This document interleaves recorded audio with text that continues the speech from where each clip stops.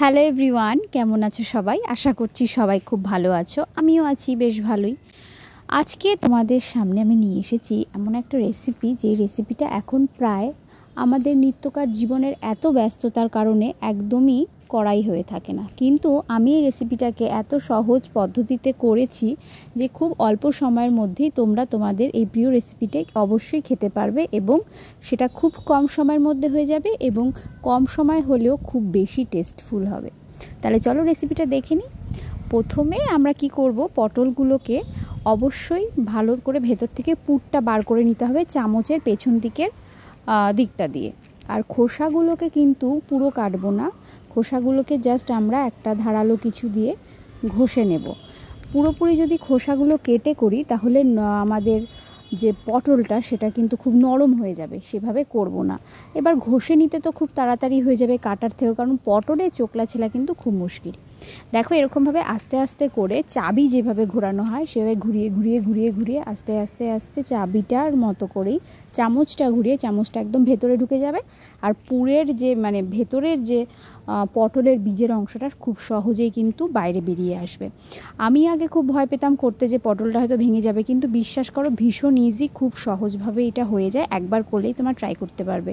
তো সব কটা পটল করে নিয়েছি, নুন হলুদ দিয়ে নেব এবং পটলের ওপরের একটা দিকের মাথাটা একটু বেশি করে কাটবো এবং পেছন দিকটা কিন্তু কাটবো না। তার ভেতরে কিন্তু এরকমভাবে লবণগুলো দিয়ে নেব, তাহলে ভেতরে লবণ গেলে খেতে যেন টেস্ট লাগবে। লবণ হলুদ দিয়ে ভালো মতো মেখে নেব। এরপরে আর কিছুই না, তেল গরম করব, সাদা তেল হোক বা সর্ষের তেল হোক, যেটা তোমরা প্রেফার করবে।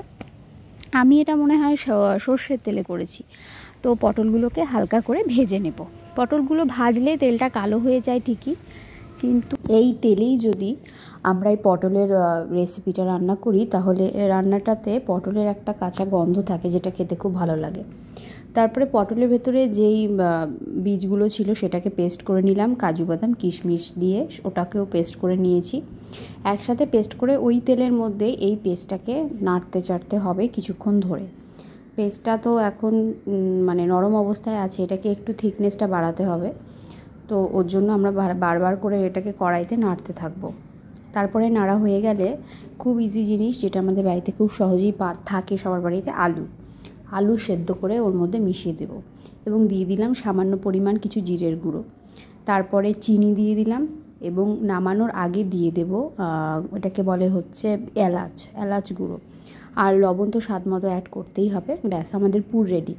আমি বলবো সবাইকে পুরটা ভালো মতো রাখার জন্য 1-2 ঘন্টা আগে যদি করে রেখে দেওয়া যায় ফ্রিজে, বিশেষ করে, তাহলে একটু শক্ত হয় আর পটলের ভেতরে না পুরটা ঢোকাতে তখন খুব সহজ হয়। বেশি নরম থাকলে পরে পুরটা ইজিলি ঢোকানো যায় না, বেরিয়ে যায়, হাতে লেগে যায়। তো এখানে আমি ফ্রিজে রেখে দিয়েছিলাম দুপুরবেলা করে, আর এটা আমি করছি প্রায় 3-4 ঘন্টা পরে। তো এইভাবে পটলগুলোকে নিয়ে চামচের সাহায্যে পুরগুলোকে ভেতরে জাস্ট ঢুকিয়ে দিতে হবে, খুবই ইজি প্রসেস। সেভাবে ঢুকিয়ে চামচের পেছন দিকটা দিয়ে গুঁতো দিলে পরেই খুব সহজে ভেতরে এগুলো ঢুকে যাবে। একটা একটা করে সবকটা পটল করে নেব। তারপরে যখন হয়ে যাবে তারপরে এগুলোর মুখটাকে বন্ধ করতে হবে। মুখটা বন্ধ না করলে তো রান্না করতে গেলে সব পুর বেরিয়ে যাবে।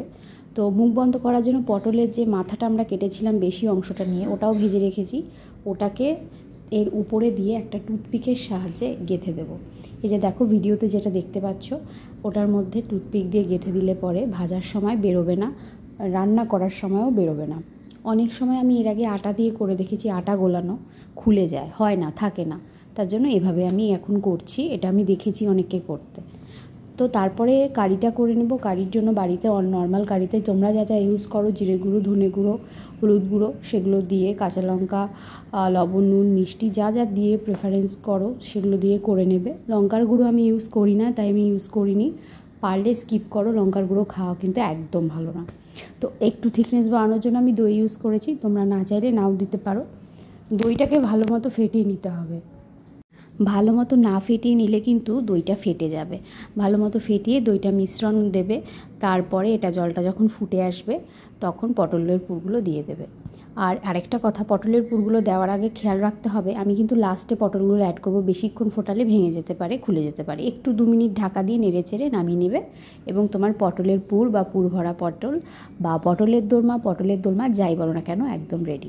খাবারটা গরম গরম ভাতের সাথে খাবে, ভীষণ ভালো লাগে। তোমাদের যদি এটা ভালো লেগে থাকে আজকের রান্না, তাহলে অবশ্যই লাইক শেয়ার সাবস্ক্রাইব করে দিও। যারা ফেসবুক থেকে দেখছো একটা ফলো করে দিও। দেখা হবে পরের ভিডিওতে। বাই।